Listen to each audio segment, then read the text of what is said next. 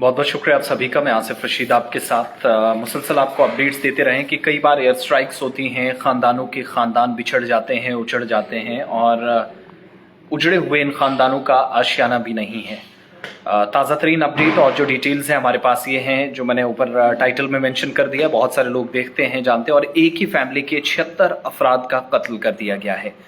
ये वाक़ा जो है वो गजा के अंदर पेश आया और ताज़ा तरीन सूरत हाल ऐसी है कि हर तरफ खंडरात ही खंडरात। या गजा का 60% का इलाका जो खंडर में मुकम्मल तौर पर तब्दील हो चुका है।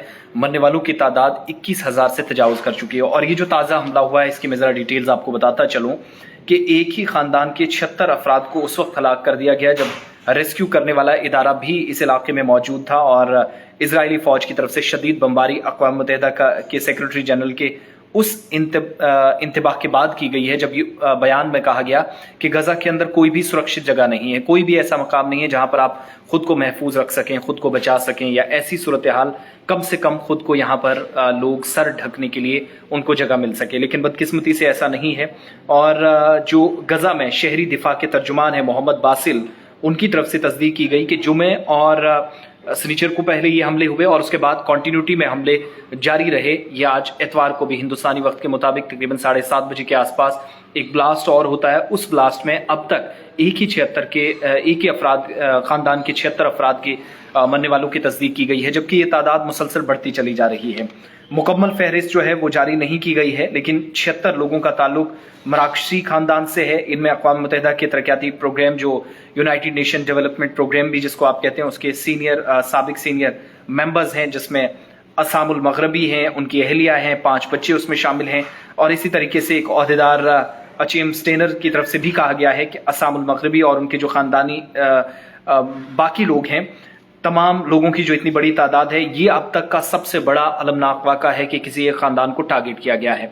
इससे पहले आपको अद्दोहा का याद होगा, जो एक सीनियर सहाफ़ी हैं, ब्यूरो चीफ हैं, अल जज़ीरा अरब के साथ काम करते हैं, उनकी फैमिली को भी इसी तरीके से टारगेट किया गया था, जहां पर 10 लोगों की बल्कि 11 मेंबर्स उनकी फैमिली के मारे गए थे।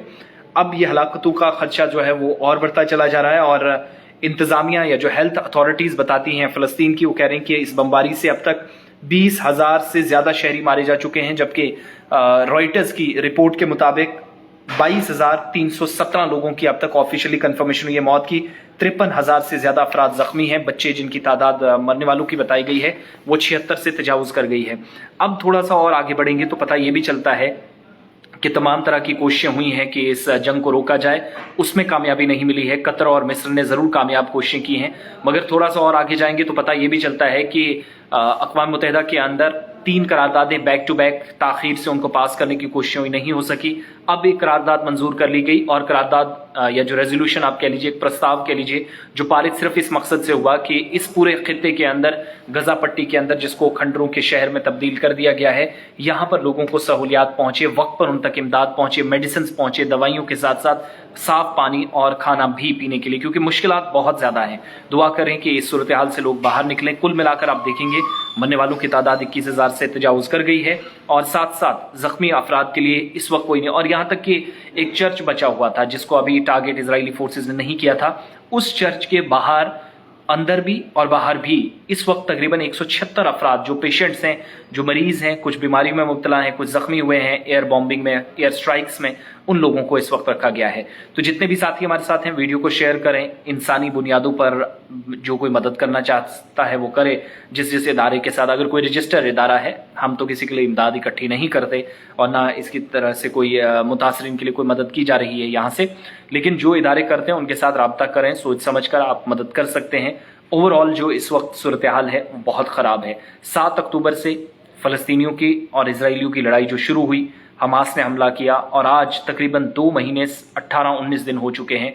इस सूरत हाल से बाहर मुकम्मल तौर पर लोग अभी निकले नहीं हैं। नाउ प्रे टू ऑलमाइटी कि सब चीज़ें ठीक हो जाएं। आज एक ही खानदान के, और अब वो जो यूएन के स्कूल्स थे जिनके ऊपर पूरा साइन बना होता है, यूएन लिखा होता है, रेड फ्लैग लगा होता है, व्हाइट फ्लैग लगा होता है, उन बिल्डिंग्स के ऊपर भी बमबारी जानबूझकर की जा रही है इजरायली डिफेंस फोर्सेस की जानिब से। और जवाबी हमलों में पिछले कुछ दिनों के दौरान, 7 से 8 दिनों में या एक हफ्ते के दौरान 28 IDF या सिक्योरिटी फोर्सेस जो इजरायली डिफेंस फोर्सेस हैं वो भी मारी गई हैं। आज ये जवाबी टारगेट हमला हुआ है जहां यूएन के कारकुनान जो थे वो काम में मसरूफ थे, लेकिन इसी काम के दौरान ان کے کام کو تو روکا جاتا ہی ہے، لیکن ایئر اسٹرائکس میں تمام کے تمام لوگ including workers of United nations مارے گئے ہیں۔